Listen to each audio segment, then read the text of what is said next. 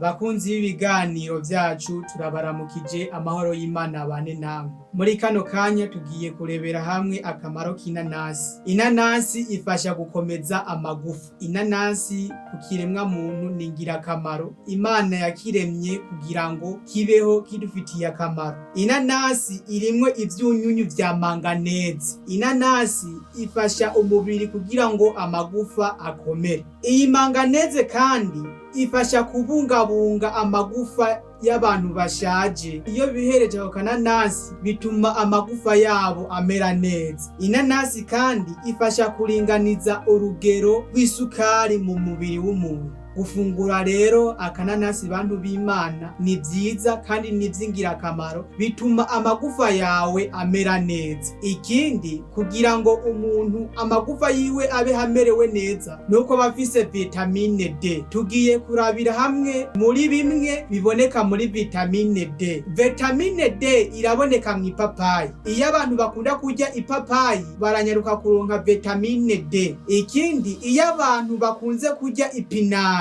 vitamine D baranyaruka kuyironka. Uwo muntu asabwa kota akazuba ko mu gatondotondo. Iyo izuba riserutse ukarihanga amaso iminota 30, ndetse no ku mugoroba iyo izuba rigiye kurenga ukarihanga amaso iya minota 30. Uko kurihanga amaso bituma ukuramwo vitamine D. Ni vy'ingirakamaro rero kota aho kazuba. Uwundi muti uragenda ukagasiza uburo bwawe ugakora ubuyi bw'uburo. Ucugira igikombe kimwe, ico gikombe kimwe ucushiramwo coconut milk, ushiramwo ibiyiko 2 vyayo mata, ubinywa 2 ku munsi. Uzobikoresha imisi 4 mu ndwi mpaka umarize ukwezi. Rero bantu b'Imana, kugira ngo umuntu amagufa yiwe akomere, nuko yokoresha ivyo bintu twamaze kudondagura. Ni vy'ingirakamaro kubaho umuntu afise amagufa ameze neza. Nakare ngo umuntu muzima ni wahimbaza Imana nkuko ndiko ndayihimbaza uyu munsi. Reka Imana idufashe, buri wese yumvise uwu muti uze kumugirira ikimazi mw'izina rya Yesu.